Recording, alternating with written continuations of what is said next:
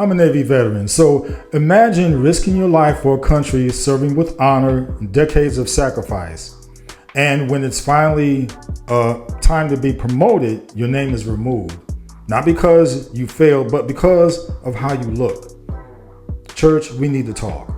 And this is racism of race, religion, and racism. And today we're not just talking about the streets, we're talking about the systems.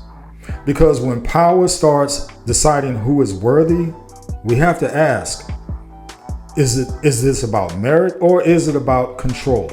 Recent reports reveal officers removed from promotion lists, questions raised about race and gender, statements allegedly suggesting image matters more than service. And here's what makes it heavy. These weren't rookies. These were decorated, experienced, and proven leaders. But suddenly, their qualifications weren't enough.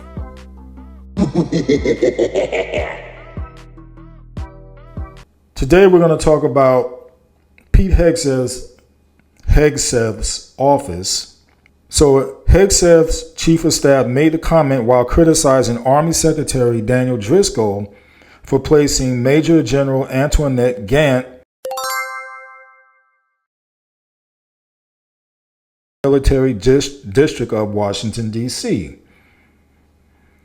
Hegseth strikes 2 black and 2 female officers from promotion list. So Defense Secretary, I think he's called Secretary of War.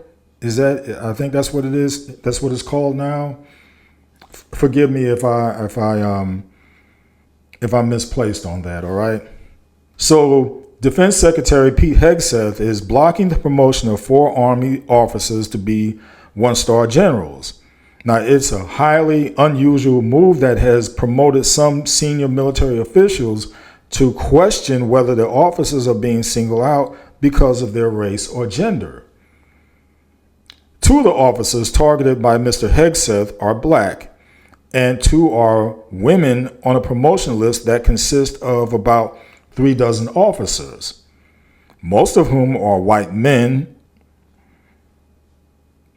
Now, Mr. Hegseth had been pressing senior Army leaders, including Army Secretary Daniel Driscoll, for months to remove the officers' names.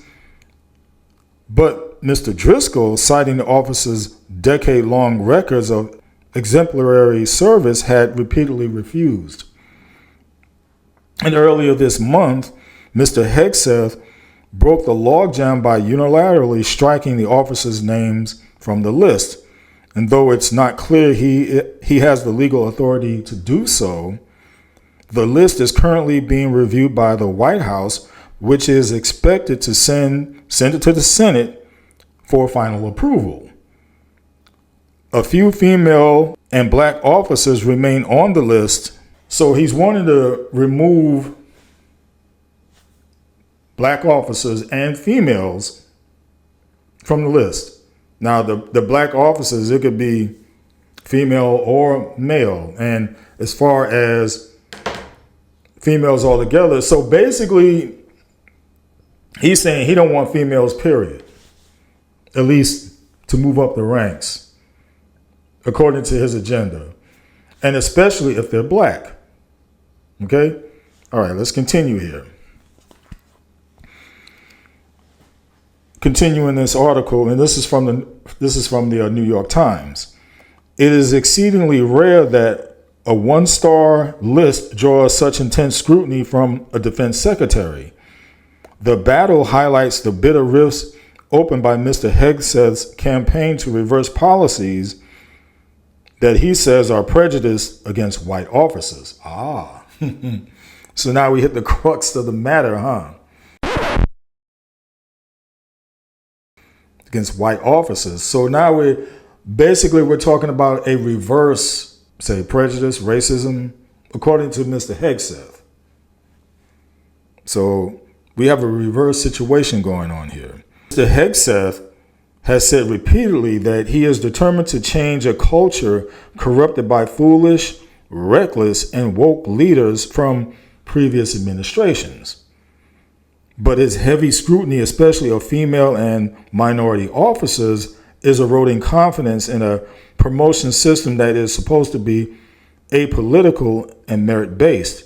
And this article is based on interviews with 11 current and former military and administration officials who requested an anonymity, sometimes that's a tongue twister for me, to discuss sensitive personal matters. The frustrations with Mr. Hegseth's approach came to a boil last summer during a heated exchange between Ricky Buria, Mr. Hegseth's chief of staff, and Mr. Driscoll about a separate promotion. Mr. Buria, and that's Buria, chastised the Army Secretary for selecting Major General Antoinette Gant, a combat engineer who served in Iraq and Afghanistan, to take command of the military district of Washington. So the command provides security and performs ceremonial duties in the nation's capital, and its commander often appears alongside the president at Arlington National Cemetery. Mr. Buria told Mr. Driscoll that President Trump would not want to stand next to a black female officer at military events. Mr. Driscoll was shocked. The president is not a racist or sexist, he told Mr. Buria, according to the officials. And Mr. Driscoll then raised the issue with a senior White House official who agreed with his assessment of Mr. Trump. Mr. Hegseth's office retreated. General Gant began serving in the position last summer and was promoted to 2-star rank earlier this month. This month meaning in March. Mr. Buria called the account of his interaction with Mr. Driscoll completely false. He said whoever placed this made-up story is clearly trying to sow division among our ranks in the department and the administration. He wrote in a text message, he said it's not going to work and it will never work when this department is led by clear-eyed, mission-driven leaders unfazed by fake Washington gossip. Let us continue. The Pentagon did not address Mr. Hegseth's decision to strike the 4 officers from the promotion list or respond to questions about Mr. Buria's interaction with Mr. Driscoll. Under Secretary Hegseth, military promotions are given to those who have earned them, said Sean Parnell, the department's chief spokesman. In a statement, he defended the process as apolitical and unbiased. Remember, this is talking about Hegseth, a man on a mission to basically make America great again in the eyes of white people, white racists, so to speak, right? Where was I? Mr. Hegseth came to the Pentagon last year focused on undoing, key words here, undoing the work of former President Joe Biden. And let me say this. Again, I'm not for any party. At one time, I called myself a Republican. At one time, I called myself a Democrat. I've matured past that. My goal, my agenda is about Jesus. My goal, my agenda is to be on the side of what's right. When voting for a politician, I try to make sure that I vote for the politician who is more driven in the ways of Jesus than as possible, okay? Again, no one's perfect, especially when it comes to a politician. I mean, let's get the facts straight on that. No one's perfect, but there's some things about liberalism that you can get behind on. There are some things about Republican that line up with the Word of God. Neither one has an edge over the other in terms to the heart of Christianity. And that's where the problem lies anyway. Whereas if you are a staunch Republican, being a Christian, you think those Republicans can do no wrong. Then when you, being a Democrat, liberal, and you're staunch in that nature, and you call yourself a Christian, you think they can do no wrong. But herein lies the problem. The key word is staunch. When you become so head over heels for that political party, you become dismayed by the wrongs that they're doing. And you don't want to hear anything. All you want to do is point out the wrongs of the other party. And when the wrongs of your particular party is brought up, you don't want to hear it. When I say party, I'm talking about those officials that you rooted and cheered for. Like I said, you're going to find good and bad on both sides of the aisle. I have to be about being on the right side of Christianity. I have to be concerned about being right with Christ. And that's where a lot of people fall short. All right, let me continue. And Mr. Hegseth came to the Pentagon last year focused on undoing the work of former President Joe Biden and his defense secretary, Lloyd Austin, who pushed to diversify the military's top ranks, which had long been the domain of white men. Mr. Austin, a former four-star Army general, was the first African American to serve as defense secretary. He and Mr. Biden selected General Charles Q. Brown of the Air Force as the second African American to serve as chairman of the Joint Chiefs of Staff.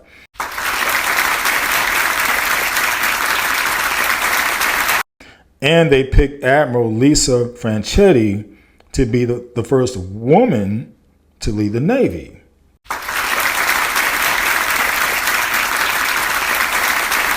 Now, today, about 43% of the 1.3 million troops on active duty are people of color.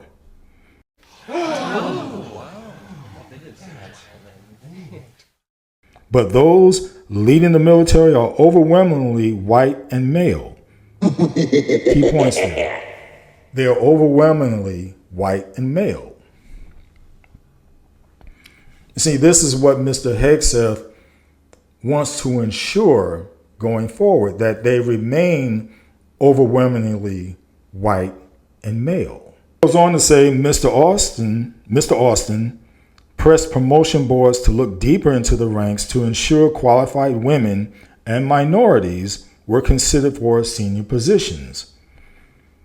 In his book, and we're talking about Mr. Hegseth, in his book, The War on Warriors, he disparaged many of the senior officers who rose up under Mr. Austin's tenure as cowards hiding under stars and whores to wokesters. Think about that. Mr. Austin is a black man, high-ranking official,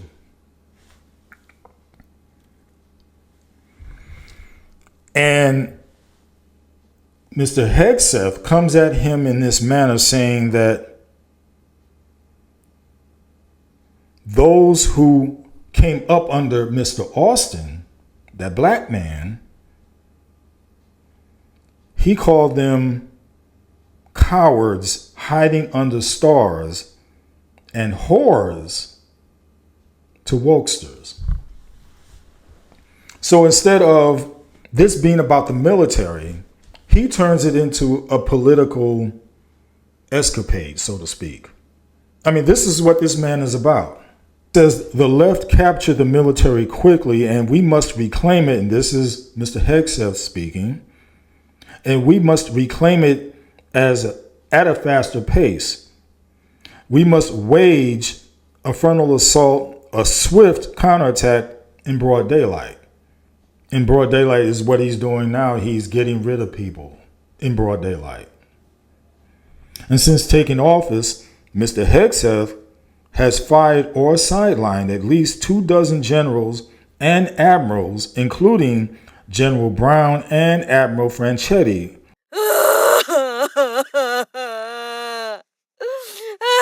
And currently, the chairman and vice chairman of the Joint Chiefs of Staff, all 5 service chiefs, and 9 of the military's 10 combatant commanders are white men. This is what's going on. And it sickens me that, again, he's turned this into a political agenda, and he's turned this into his racist fairyland, so to speak. So all 5 service chiefs and 9 of the military's 10 combatant commanders are white men, a return to the status quo that existed for decades. Last summer, Mr. Hegseth signed off on a sweeping overhaul of how officers are selected for promotion and command. And to lead the process, Mr. Hegseth appointed Anthony Tata, and I hope I'm saying his name right, Tata, a retired brigadier general who once called President Obama a terrorist leader. Been one for Obama anyway, but again, I give honor to those in charge, all right? So my situation or my position or how I feel about Obama, that's another thing. That is another situation. And my thing with him is, I'll just come out and say it. To me, I feel like he didn't do enough for black people. Now, he was more about promoting the gay agenda than promoting people of color, or so that's why I had an issue with him. Anyway, let me continue on. It says Tata, a retired brigadier general who once called Barack Obama a terrorist leader and whose history of Islamophobic comments prevented him from being confirmed to a senior Pentagon position in 2020. In 2025, Mr. Trump selected Mr. Tata, or Tata, again, excuse me if I'm messing up the name, to oversee personal policy in the military. And I'll say Tata. Mr. Tata also has worked closely with former Marine Lieutenant Colonel Stuart Scheller, who in 2021 pleaded guilty to dereliction of duty for publicly excoriating senior military leaders who oversaw the bloody and chaotic retreat of U.S. forces from Afghanistan. So they want to get rid of highly decorated officials and yet want to work with somebody who pleaded guilty to dereliction of duty. Make that make sense. Continue on. Shortly after the two began their personal overhaul, Mr. Hegseth ordered the Army to shutter a program that sought to ensure that all officers, regardless of race or gender, had a chance to compete for top jobs. The Command Assessment Program, which began as a pilot during the first Trump administration, was later institutionalized under Mr. Biden's Army Secretary, Christine Wormuth. And it supplemented traditional personal evaluations with peer reviews and double-blind interviews in which the identities of the candidate and interviewer are hidden. So in other words, they chose to do things in the dark. That is cowardly. That's coward speak. That's coward doing. We continue on. Mr. Tata and Mr. Scheller also began to review the officers on the military's one-star list for Mr. Hegseth. And military officials say that the officers on the Army's list were selected by a board of generals that met in November 24. Only about 5% of eligible colonels became generals, making it the most competitive promotion in the Army. And Mr. Hegseth and his aides ordered Mr. Driscoll to remove the 4 officers from that list. And those struck from the list included a black Army officer and combat veteran who was singled out because he had written a paper nearly 15 years earlier that analyzed why African American officers historically have opted for support jobs over frontline combat positions.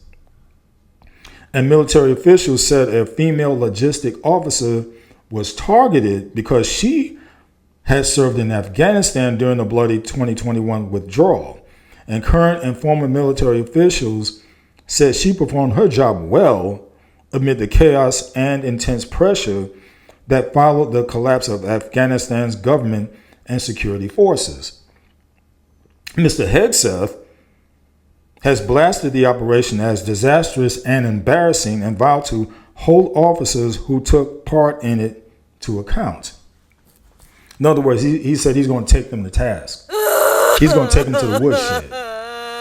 Like I said, I want you to see what's going on here. This is basically going under the radar, but I want to bring this out to focus. Now I'll continue. It says it's unclear why Mr. Hegseth removed the two officers and another logistic officer and a finance specialist. A fifth officer on the list, Colonel Dave Butler, was the spokesman for General Mark Miley, a former chairman of the Joint Chiefs of Staff, whom Mr. Trump loathes and has accused of disloyalty. If you keep up with Trump, you know that he's quick to call out anybody as being disloyal, basically, if you don't agree with him.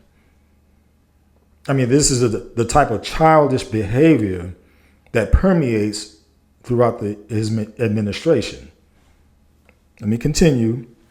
As I said, a fifth officer on the list, Colonel Dave Butler, was the spokesman for General Mark Miley, a former chairman of the Joint Chiefs of Staff, whom Mr. Trump loathes and has accused of disloyalty. Mr. Hegseth had repeatedly asked Mr. Driscoll to fire Colonel Butler.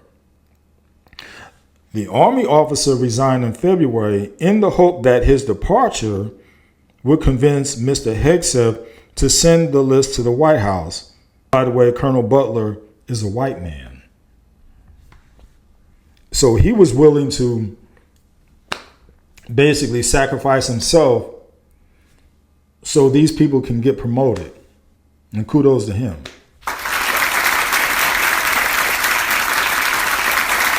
Senior officials in Mr. Hegseth's office have been debating for months whether Mr. Hegseth has the legal authority to strike names from a one-star list before he sends it to the White House.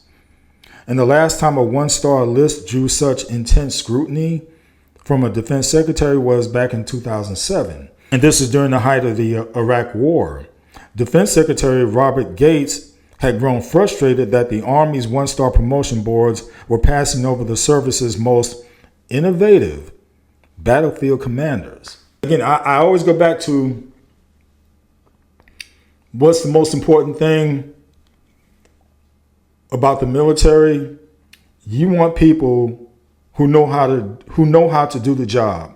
You want people who are quick thinking, and it doesn't matter about the gender or color, because when I'm out there or been out there, I want people around me who know what the heck they're doing. I want people out there who can react, and I want to be around people who are not going to shrink under pressure. All right. So it doesn't matter if they're black, white, Chinese, or whatever. It's funny how now they come against DEI, but yet at the same time, they want to revert back to the old ways of why affirmative action and DEI came into existence in the first place. So now they want to go back to it. I mean, come on, think about that. Make it make sense. Make it make sense. All right, let me continue on. So like I said, the last time a one-star list drew such intense scrutiny from a defense secretary was 2007, during the height of the Iraq War. Defense Secretary Robert Gates had grown frustrated that the Army's one-star promotion boards were passing over the service's most innovative battlefield commanders. Until the one-star lists are approved by the Senate, the names are supposed to remain confidential. And it's not clear if Mr. Hegseth or his aides have tried to remove officers from similar Navy, Air Force, or Marine Corps lists. In his speech last September for several hundred officers at Marine Corps Base Quantico, Mr. Hegseth said that his work to remake the military's officer corps was just beginning. See, he hadn't finished getting rid of all those Negroes and females from those lists. Remember, the idea is to make America white again. Oh, I caught what you putting out. I caught what you cooking, and it doesn't smell good. That's why I'm calling it out. Let me continue. I'm almost done. In his speech last September to several hundred officers at Marine Corps Base Quantico, Mr. Hegseth said that his work to remake the military's officer corps was just beginning. The leaders who created the woke department have already driven out too many hard charges, he said. We reverse that trend right now. So he said they drove out too many hard charges. So what you are saying is they drove out too many white people. They drove out too many white men. And they're reversing that now. Keep that in mind. So fixing the problem was so important to Mr. Gates that he summoned General David Petraeus, then the top commander in Iraq, back to Washington to oversee the board. And at the time, military experts described Mr. Gates' decision to bring General Petraeus back from a crucial combat mission is unprecedented. And senior military officials said that they could not recall any previous instance of a defense secretary seeking to remove individual officers from a military board's list. So here's the bottom line. Now, I want to get back to that situation about Trump. As stated, that we've spoken enough about Mr. Hegseth, but as stated, and this is really pitiful on his behalf also, you have a highly decorated officer, be a female, black female, and he does not want to stand next to her. Where she got cooties or something? I mean, come on. Stop acting like a child. But this goes to show the extent of his ratchet personality. But people don't care. They don't care. See, my thing is, I care about how you conduct yourself. Conduct yourself as a man. Conduct yourself as being responsible. And yet all I see is childish tendencies from him. So he doesn't want to stand next to her. So, and basically he didn't want her there in the first place, nor did especially Mr. Hegseth. And I find it appalling that this is a man who worked at Fox News. And if you look at Trump, no military experience. But yeah, these are the people in positions. That's why with me, when it comes down to choice of someone being in office like that, I want them to have some military experience. And I have to look up about Hegseth. I don't think he has any military experience either. But anyway, the solution was, as you can see here on this picture, she's standing on the opposite end of Trump. But if you if you ask me, he would want some of her knowledge and professionalism really to rub off on him. But I just thought I had to bring this to your attention. That racism exists, regardless of you naysayers out there who say it doesn't. Just because you live in a bubble and you're around certain people and they don't say certain things around you, doesn't mean that racism is over. Oh, it's well and it's percolating like never before. You want an example? Go over to X. Plenty of racists over there. Why? Because Elon Musk, who's over X, he doesn't care what's being said. And that's why Trump loves it over there. Oh yes, really racist individuals. Really racist. But like I said, I just wanted to drop that on you. And I'll leave you with what I always say. Continue to renew your mind. Enough said.